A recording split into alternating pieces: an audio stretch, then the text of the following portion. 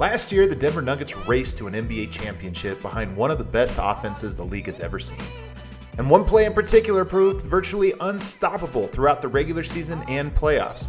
It's an action that demonstrates how perfectly Denver assembled their starting lineup and how they designed their offense to take advantage of the team's unique skill sets. It's a play that traces its origins back to Peja Stojakovic and the Sacramento Kings.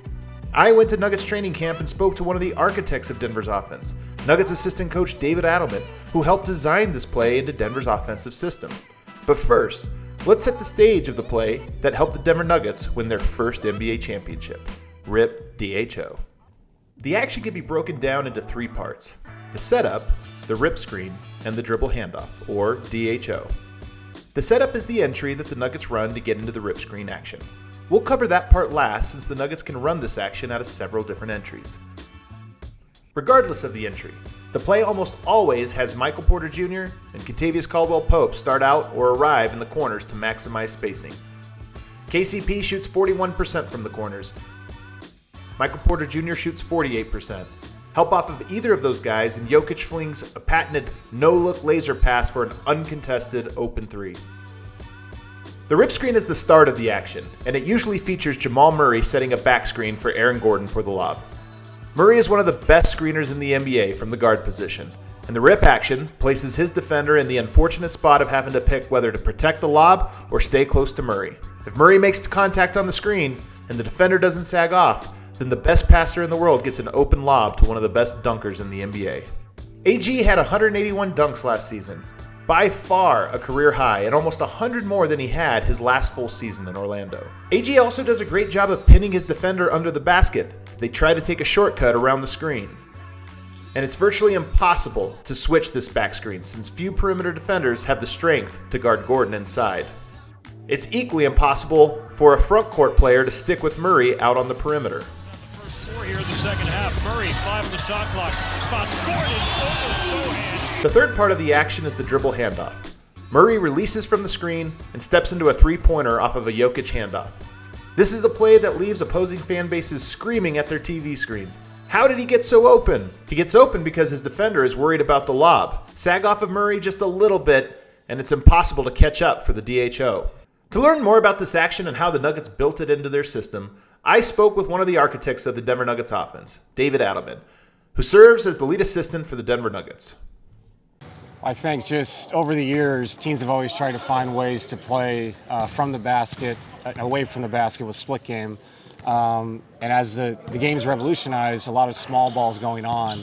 So for us, it's a way to attack with a guy handling like Aaron Gordon, or we can flip it and have a guy like Jamal Murray fly off and actually be an active cutter. But our guys really found a way in that three-man game with Aaron, Jamal, and Nikola to find different ways to score out of it. And sometimes it's Jamal slipping out, like I said. Right. Sometimes, like the Lakers series, it was Aaron Gordon dunking the ball on the rim because they don't know what they want to do. Do they want to switch that? Do they want to stay with their own? So we're really lucky to have those three guys have such a great feel for it. Rip DHO action is also known among NBA coaches as Peja action, after the Serbian sharpshooter Peja Stojakovic. David Adelman's father is legendary coach Rick Adelman, who popularized this action back in the early 2000s with the Sacramento Kings. It did start with Peja Stojakovic. Just keeping him flat on the baseline, letting him play the game. Sometimes he'd set the rip screen, which would provide a layup for a guy like Mike Bibby. Sometimes he'd show the screen and slip out, which I'm sure a lot of fans have seen Jamal Murray do. No question, it's a Peja Stojakovic special play. That's well, for sure. I love that. And the Sacramento Kings, like the Nuggets, had passing big men because that's the other ingredient you need, a big that can read from the elbows there. So earlier I mentioned parts 2 and 3 of the action, the rip screen and the DHO. But the first part is the setup. And here's where chemistry matters because the Nuggets can get to this action in a variety of different entries.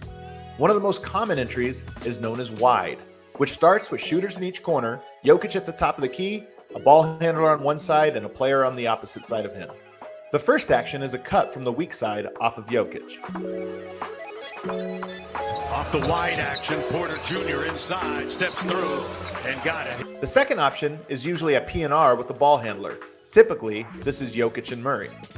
Into Jokic, great pass, and the left-hand lay-in is good. But with wide Rip DHO, the Nuggets usually put Gordon as the ball handler for a different look and have Murray cut through as the first action. Putting the ball in Gordon's hands also allows for Murray to be in position to set the Rip screen, and that forces Murray's defender to guard him in a way that is opposite of a typical defensive assignment. But I love guys out of this play, out of the Peja, coming low to high. Low to high is harder to guard. They're going high to low. High to low people are used to. Your whole life, that's what you guarded.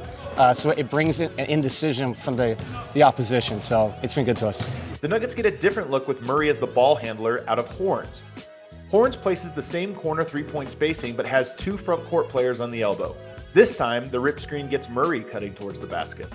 Adebayo right into Jokic, finds Murray. Murray wide open.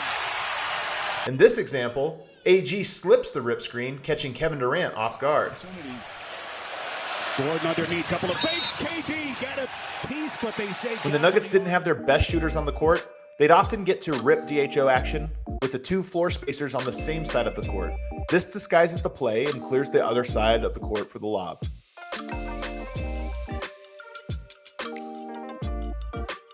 Here's an example of power Rip DHO, which they ran a few times when Bruce was on the court instead of KCP. In this entry, Michael Porter makes an Iverson cut across the foul line before getting to his spot in the corner. Bruce enters to Jokic on the elbow, then fills the opposite corner. Murray starts out in the corner, disguising the Rip screen and catching the defense off guard.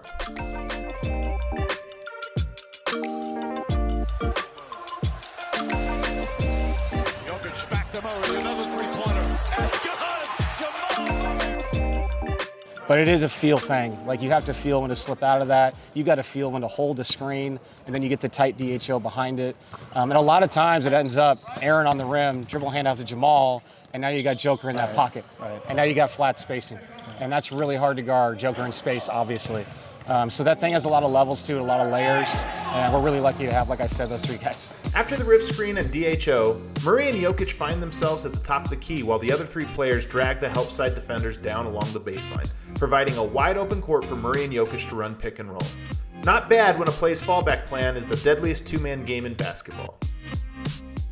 Bulls personnel and challenging them in that way. Final 15 seconds. Murray to Jokic. Jokic under to Gordon. You get the off season. Do you go into the lab? Do you go in there and start thinking, okay, how do I add things to this? Am I adding to it? Or is it throughout the season you see a team run something, you steal from it? How much creation is there from you with actions like this? You know, what's funny is you have to temper yourself a little bit. You know, there's so much basketball across the world. So I watch college, I watch FIBA. We watch women's basketball. We see people trying different things. I think the most important thing is to take a few things and master them. There's a million ideas that we have, and that's how coaches are. Like, you go into the summer and you go, we could add 15 different things. No, but you can't do that. Yeah. So we try to find things that look like something we've already ran and brings a different wrinkle and or as an after timeout play. But yeah, I mean that. We go into the lab, but you got to calm yourself down a little bit. And what we got going definitely works. Because you run it so many different ways, is this a continuity thing where Murray and Jokic have been together so long, AG and Jokic, so now you have all these subtle nuances they can just read and you can start adding in more and more layers to it? 100%, and I give these guys a lot of credit. They don't waste their time in practice. If we call something out of wide, like you said, or we call the Iverson cut power, they don't just go through the motions, they try new things. And when you try new stuff, you get a comfort level, so you get out in the game, it's a high pressure situation, you have all those layers to go to, and it's a feel thing. So if we call a play, yeah, the other team knows what we're doing, but they don't know what's going to happen. And that's the most important thing in the NBA. It's just making the other team go, man, 4 different things could happen. So it's impossible to scout that. This play worked against the Timberwolves and Suns in the first 2 rounds. It really worked against the Lakers in the conference finals. And even in the finals, after Eric Spoelstra and his staff had a full season of tape plus 3 rounds to scout it, this action was still effective in all 5 games of the finals. That is the mark of a great offense. Finding new wrinkles to run pet plays and favorite actions, having the personnel to compromise the defense even when they know what's coming, and having the chemistry to read and react to whichever offense the defense gives you. It's my favorite action in the Denver playbook, and I can't wait to see what else the team has in store with Peja action this season. How about you? Let us know in the comments, hit a like, and don't forget to subscribe to the channel for more Denver Nuggets content.